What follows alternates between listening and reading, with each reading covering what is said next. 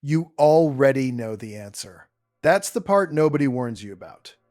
The work you keep dodging, the call you keep not making, the project file you opened twice and closed twice this week. You know exactly which move would actually change something, and you keep choosing the other one.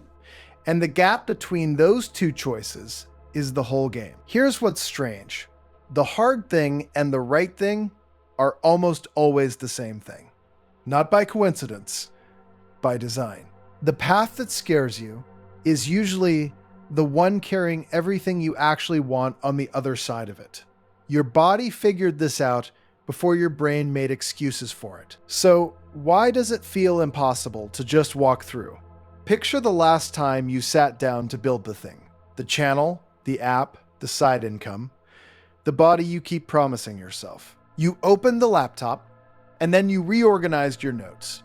You watched 3 videos about people doing the thing instead of doing it yourself.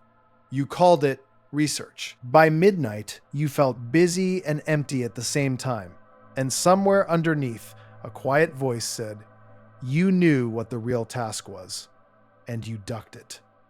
That voice is the most honest thing you own. Most people spend years learning to talk over it. Let's be precise about what's happening, because it isn't laziness. Laziness is a lazy explanation. What you're doing is trading a small, sharp pain now for a large, dull pain later. The cold email that might get ignored stings for a second. The year of wondering what would have happened aches for a decade. Your mind, left alone, will almost always pick the version of suffering it can't see yet. And that single trade, repeated daily, is the difference between 2 completely different lives. Think about how this actually plays out in your week. You want to build something that's yours. Income that doesn't depend on a manager's mood. A body that doesn't quit on you at 30. A skill rare enough that people seek you out. Every one of those lives on the far side of 100 small, uncomfortable reps. The first 100 subscribers, nobody watches. The pull-up you can't do yet. The pricing conversation where your voice shakes. None of it is mysterious. All of it is avoidable, which is exactly the problem. Because the work that builds a life on your own terms is almost never urgent. Nobody is standing over you, demanding the rep. That's the freedom you wanted, and it's also the trap inside the freedom. There's a name for the muscle that overrides it. The researchers who study self-control don't talk about motivation much, because motivation is weather. It comes, it goes. You can't bank it. What they study is the moment of choice itself. The split second, where the easy thing and the hard thing both go quiet and wait to see which one you'll feed. Feed the hard one. Watch what it does to you. Because here's the part that should make you sit up. The thing you're avoiding is a vote. Every time you do the hard right thing, you cast a vote for a version of yourself who does hard things.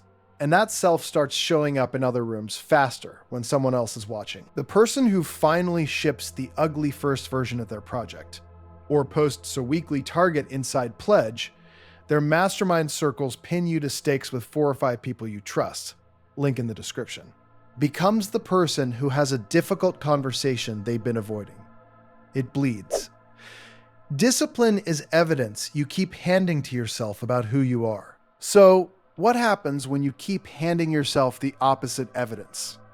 You build a case, quietly, brick by brick. You assemble proof that you're someone who starts and doesn't finish, who plans and stalls, who wants it but not enough. Nobody decides to become that person. You just keep picking the easy thing on 100 small Tuesdays until the easy thing is who you are. The tragedy is gradual. It looks like a normal week. Let me give you the counter-argument, because it's a fair one. Sometimes the hard thing is just hard, and grinding on the wrong project for 2 years is the comfortable choice dressed up as courage, because quitting and starting over is what actually scares you. That's real. The hard thing is not automatically holy just because it hurts. So, how do you tell them apart? Here's the test. The right hard thing has fear in it, but it also has clarity. When you imagine doing it, something in you goes still and says yes, even while your stomach drops. The wrong hard thing is all noise, grinding out of stubbornness, or to prove someone wrong, or because stopping would mean admitting something. One moves you toward a life you'd actually choose. The other keeps you busy enough to avoid choosing. You usually know which is which. You just don't always like the answer. And that's the recurring theme here, isn't it? You knew the workout was the move, and you scrolled instead. You knew the honest message to that client was overdue, and you sent the easy one. You knew the skill that would actually compound: the editing, the code, the cold outreach, the reps. And you picked the dopamine that evaporates by morning. This is not a knowledge problem. You're negotiating. So let's talk about how to win the negotiation, because you can. First, name the dodge for what it is. The moment you reach for the easy thing, a little story plays in your head to make it feel reasonable. I'll do it when I'm fresh.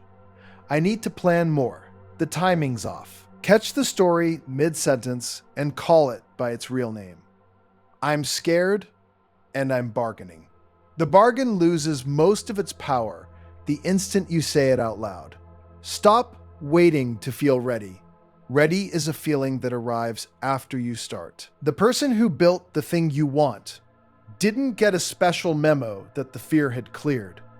They moved while afraid, and the moving is what shrank the fear.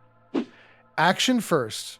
Confidence is the receipt, not the deposit. Then shrink the hard thing until it's almost stupid. The reason the right thing feels impossible is that you're imagining the whole mountain. Don't.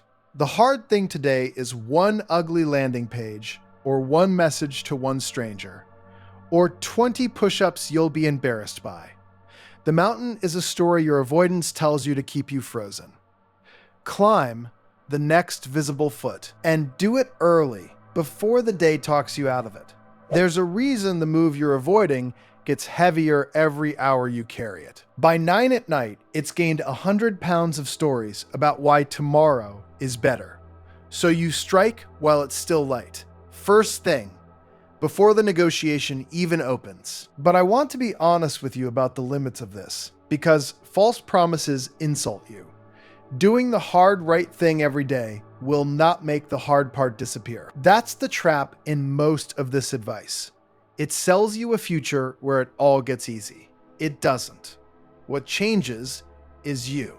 You get stronger relative to the thing. The weight that crushed you in January becomes the warm-up in June, and then there's a heavier weight, because that's what a life on your own terms costs. You're buying your way into harder things that actually matter.